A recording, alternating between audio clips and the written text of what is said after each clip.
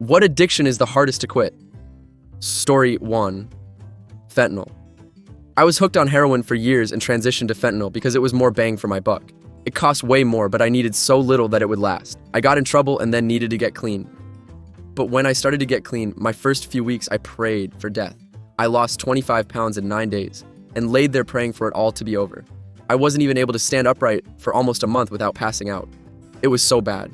I am happy to say that I am 611 days sober and haven't looked back. It took a lot of encouragement, resources, and prayer to make it this far. I prayed for a new life for years, and I finally have one. Story 2. This is kind of information that nobody asked for, and I don't need any response. But if anyone is reading this quietly and struggling, never give up. I, 35-year-old female, started smoking at 16, heavily drinking shortly after, abusive, 7-year, naive relationship with a guy 20 years older than me. I was a coke addict for 10 years, and also meth, and regular took anything to escape. Tranquilizers, ketamine, acid, ecstasy, etc. I was addicted also to lying, thinking I was protecting myself. I became addicted to sex to punish myself. I was also anorexic to boot. My body is frail as a feather. Many more things happened that are just too much to mention. Most of my life was rough behind closed doors. When I really thought I was at my end and felt ready to give up, I gave it about one last try. For the 1,000th time. Never give up. That last time I was able to break myself free. Not all at once, but trying to survive and choosing to give that one final push gave me the strength I didn't know I had. Fast forward, I'm now happy, healthy, fully independent. I've dealt with my trauma in so many ways. Therapy is amazing. It feels embarrassing at first, which is normal. But it will soothe your soul like a hug from the person who loved you the most and left it all behind. I'm married to someone I can't even believe is real. He's such a beautiful person. And I'm carrying our first baby, almost there. I know what it feels like to stare at blank walls while days, weeks pass by. I know what it feels like to relapse. I know how it feels to reject people who try to help you, and also how lonely it all feels. There's hope. Never give up. Never let that voice win. Story 3. I walked away from booze and consistently good cocaine in 1985, after an intense 8-year affair with both. Morning drinking, snorting coke, later freebasing. I was a high-functioning addict who simply quit, not suggesting for a moment that I'm stronger-willed or possessed of more self-discipline than anyone else, etc., because to this day I still do plenty of other stupid, impulsive shit. Constantly being broke, the bloody noses and recurring sinus infections, the debilitating hangovers, the ER visits for severe gut inflammation. It all struck me one morning and caused me to look in the mirror and say, "That's enough, you're killing yourself, this isn't worth it." Addictive tendencies run in my family. My mom was a low-key, long-term alcoholic. My 2 older siblings are nearing 70 and are still locked into multiple substance dependencies. All 4 of my 20-something nieces struggle on and off with opioids and booze, and my son wrestles with chronic weed and alcohol dependency. I do my utmost to meet them where they are because to this day, I've really no idea why I was able to flip the switch to off without a backward glance. It truly didn't seem like a big deal then, but looking around as I get older, I realize how inexplicably and profoundly lucky I am. Story 4. Refined sugars. Socially totally acceptable. The norm really, available everywhere, in any form, shape, size.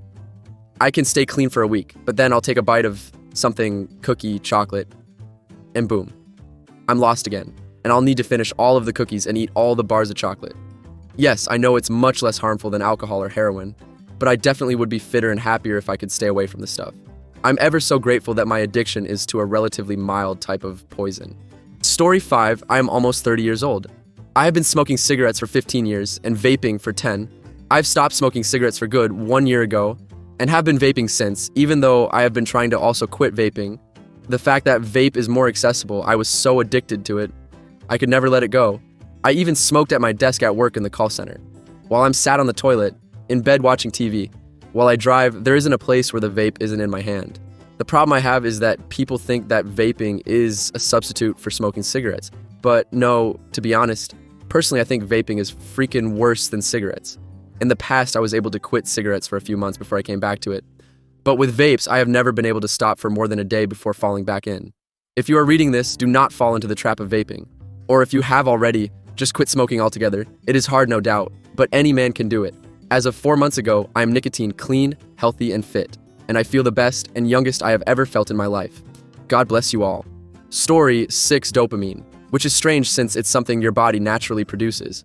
But if you do things to hit that dopamine high regularly, Your body grows used to the amount of dopamine running through its neural pathways that it looks for more and more, leading to reduced motivation to do anything because you feel like you have to work harder to get that small satisfaction.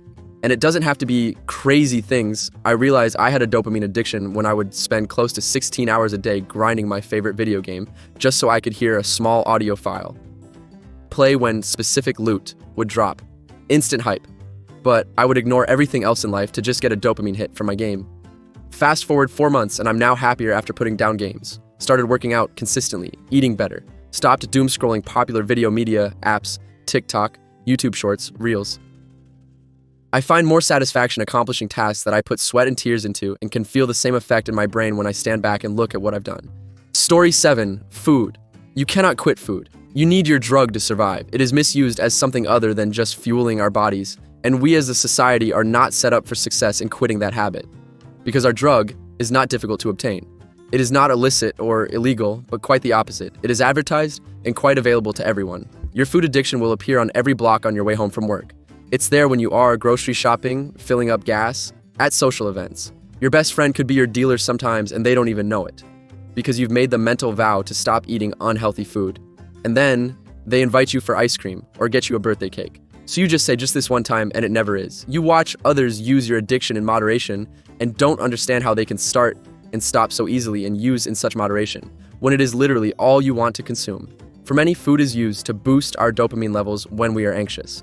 It is not good, nutrient-dense food that our brains tell us we want. There is often a lot of sodium or a lot of sugar that the brain will crave, and we will continue to feel anxious until we get it. There is a social stigma around food abuse, being seen as fat or lazy or having no willpower, but there is literally nothing else you can think about sometimes. And you add on a feeling of shame for just wanting what your body's telling you. The feeling of driving past the drive-thru 5 times before finally going through, or walking past certain items at a grocery store until you finally just put it in your cart, is exhausting. And if your friends and family knew that you were sitting in your car eating 4 quarter pounders or an entire pack of bologna just to feel normal again, you know they would be disgusted by you. Food addiction is generational. You eat how your parents taught you to eat, because that is how their parents taught them. You don't know which foods are the right foods, so sometimes you are addicted to food without even knowing any better. We normalize things like giving someone ice cream when they're feeling down, making comfort foods and celebrating things with cake. We use cookies and sweets as rewards, and this all mentally ties food to emotion rather than nutrients and energy for our body. It is hard to tell the difference sometimes. Until you have fixed whatever is causing this craving for bad food or overeating, it will not go away. Story 8. Tobacco was the absolute hardest for me. I had to have a spinal fusion where they did bone grafts. Apparently nicotine will block the bone from growing or something. I got approved for the surgery really fast and had a week to quit and get it washed out of my system, which took 2 weeks. They did a blood test to make sure I actually quit and no nicotine in my system. That was 4 years ago next month. I had smoked for 40 years and tried quitting a few times and always ended up smoking again. I have 0 cravings now. I still can't believe I did it. Story 9. Honestly, weed, I was using it pretty heavily for a long time to deal with anxiety and stress, but ended up becoming dependent on it and letting my life stagnate, because I just wanted to get high and feel that relaxation and relief. The withdrawal was pretty bad, compounded by what I felt was a culture of people saying that weed isn't addictive and feeling like my dependence wasn't being taken seriously or was a joke. It took me 3 tries to stop using it regularly, and I still get pretty intense cravings for that feeling every now and then, but I'm so much happier and more productive now. Story 10. Benzodiazepines. I'm still messed up from a few withdrawals I had in the time span of a year when I was getting a bone marrow transplant. I was on a very small dose, but that stuff is tricky if you withdraw it repeatedly. It's been 5 years and I'm still messed up and can't touch alcohol without severe setbacks that make me feel like I'm in withdrawal psychosis again. The setbacks last months to years. Also, can't change my hormone replacement therapy or really any medication due to extreme sensitivity to anything that affects the nervous system. And I developed derealization, depersonalization, depression, and anxiety. Be careful with what the doctors prescribe, kids.